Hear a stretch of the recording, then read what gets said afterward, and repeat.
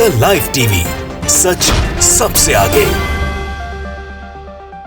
नमस्कार, the live TV देख रहे हैं आप। आपके साथ मैं हूं आदित्य कुमार।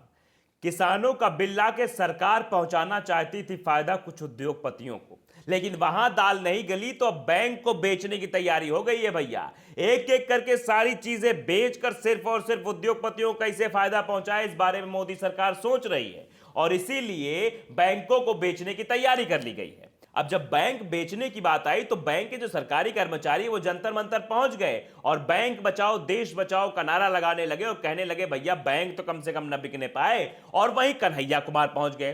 कन्हैया कुमार इस वक्त बहुत एक्टिव हैं और कायदे से उन्होंने मोदी सरकार की खटिया खड़ी करके रख दी। एक एक करके दिखाया कि किस तरह जब से मोदी सरकार आई है तब से जनता को किन किन परेशानियों को झेलना पड़ रहा है।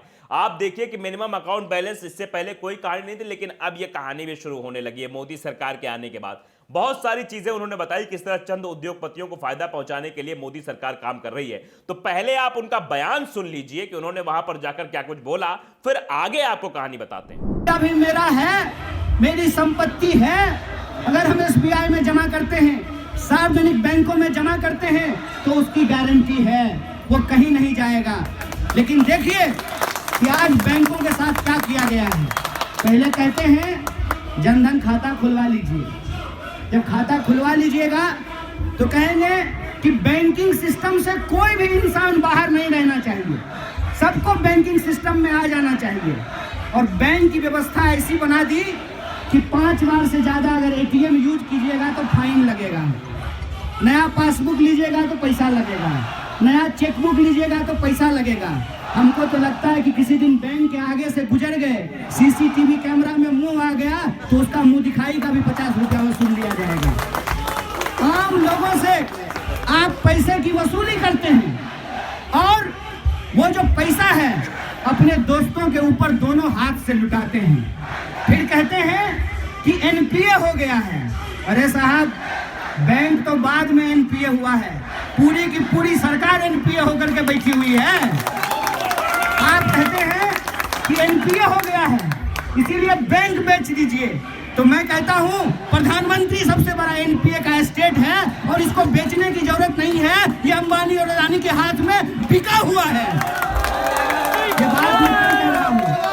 ये बात मैं इसलिए कह रहा हूं कि इस देश के भीतर जो आपने नारा दिया है बैंक बचाओ देश बचाओ, उसका सीधा मतलब यह है कि आप रिपब्लिक बचाना चाहते हैं। मेरी बात का गलत अर्थ मत निकालिएगा। ऐसा नहीं है कि हम एसबीआई के पक्ष में बोल रहे हैं तो हम आईसीआईसीआई के खिलाफ हैं, लेकिन मेरा अपना अनुभव यह है कि अगर एम्स नहीं होगा तो फोर्टिस में बेड नहीं मिलेगा।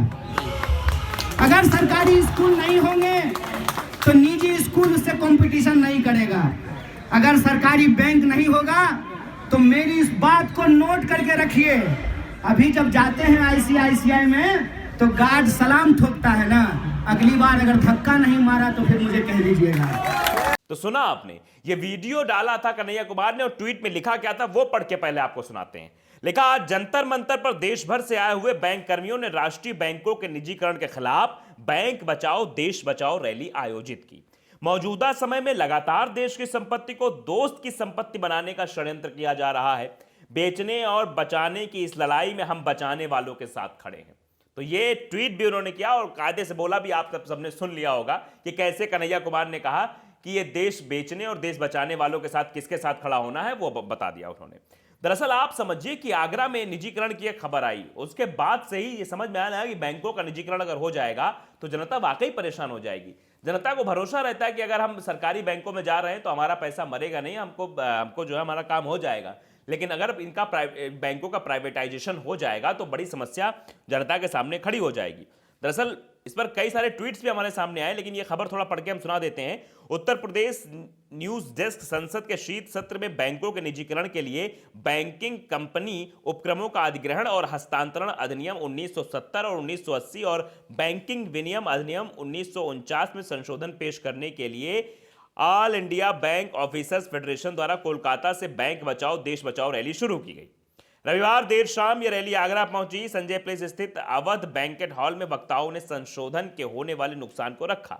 बताया गया कि यह रैली 29 नवंबर को नोएडा पहुंचेगी और 30 नवंबर रैली दिल्ली जंतर मंतर में प्रदर्शन किया जाएगा। उस वक्त की खबर थी। हंसराज मीणा का एक ट्वीट आया था, वो ट्वीट हम पढ़ के सुनाना चाहते हैं आपको। हंसराज मीणा ने कहा कि केंद्र की नरेंद्र मोदी सरकार सार्वजनिक क्षेत्र के बैंकों का निजीकरण कर रही है।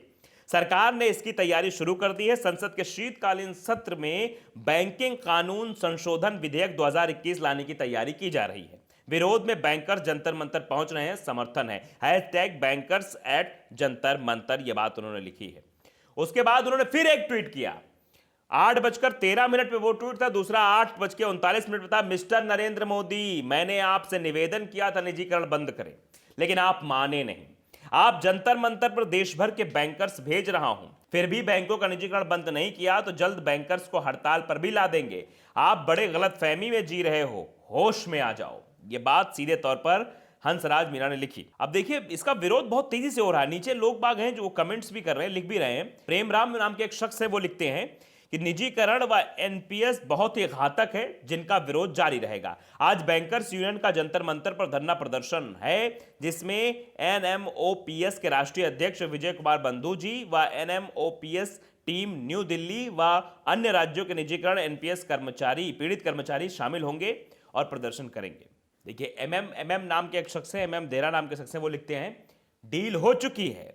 निजीकरण के लिए निजी कंपनियों से, बड़ी बड़ी कंपनियों से लिए हुए चंदे से बड़े बड़े पार्टी ऑफिस बनाए गए, बड़े बड़े चुनाव लड़े जाते हैं, बड़े बड़े हेलीकॉप्टर उड़ते हैं। कहां से आता है ये पैसा? इन्हीं कंपनी से जिनके हितों के लिए निजीकरण कानून लाए जा रहे हैं। सीधे सीधे जनता अब ये लिख रही है भैया कि ये कानून किसके लिए लाए जा रहे हैं। तो यूथ कांग्रेसी बूंदी राम का एक शख्स है, वो लिखते हैं भाजपा भगाओ, बैंक बजाओ, निजीकरण हटाओ, देश बचाओ। तो बैंकों के निजीकरण होने के बाद बहुत बड़ी समस्या जनता के सामने खड़ी हो जाएगी।